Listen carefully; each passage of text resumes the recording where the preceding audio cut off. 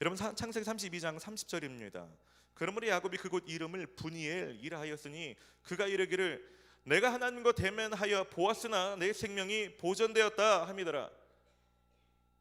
야곱이 사람들에게 뭐라고 말하냐면 어젯밤에 내가 하나님과 싸웠는데 하나님을 보았는데 내가 죽지 않았어. 내 생명을 보존시켜 주셨어.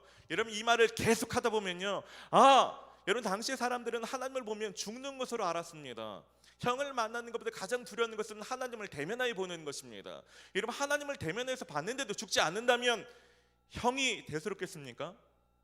하나님을 봤는데도 하나님이 죽이지 않으시고 내 생명을 보존시켜 주셨다면 하나님이 그 에서의 손에서조차 우리를 구원하지 못하시겠습니까?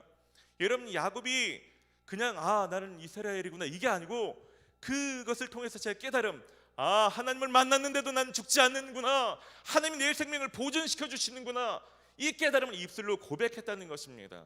여러분 그럴 때 야곱은 그 뒤에도 이런 고백을 계속 동일하게 할 수 있고 그런 마음으로 살아갈 수 있는 것입니다.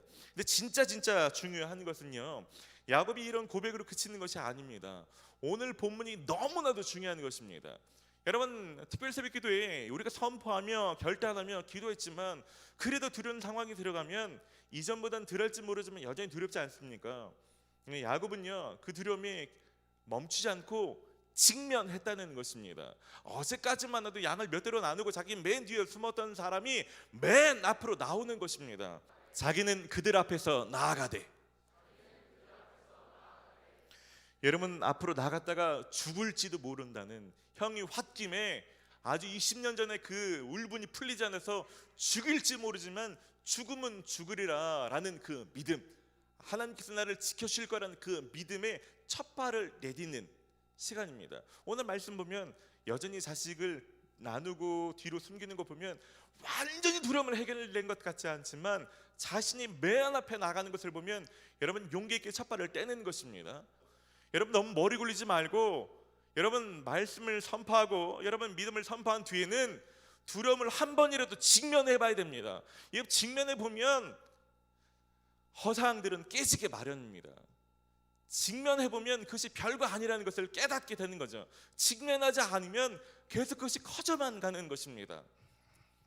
여러분 성경 말씀 그대로 제가 재정이 부유할 때만 아니라 재정이 부족할 때도 사람들에게 나누는 삶을 도전해 보겠습니다. 여러분 도전해 보시기를 바랍니다. 여러분 정의롭게 살 때, 정직하고 거룩하게 살 때 여러분 무엇인가 잃을 수 있겠지만 도전해 보시기를 바랍니다. 직면해 보시기를 바랍니다. 짧게는 피곤할 것이고 짧게는 욕먹을 것이고 짧게는 기회를 놓칠 것입니다. 짧게는 사람들이 여러분을 이해하지 못할 것입니다. 하지만 길게 보면 하나님이 여러분을 책임지십니다. 하나님 그 상황에서 하나님이 여러분을 완전하게 붙들고 계시다는 것을, 그렇게 해도 큰일이 일어나지 않는다는 것을, 일어나봤자 별것이 아니라는 것을 깨닫게 하시는 거죠. 그럴 때 우리가 두려움을 떨치고서 하나님의 자녀답게 담대하게 용기 있게 살 수 있는 거죠. 여러분 이런 사람들을 누가 구속할 수 있겠습니까? 하나님이 이런 삶을 저와 여러분들 가운데 주기를 원하시는 것입니다.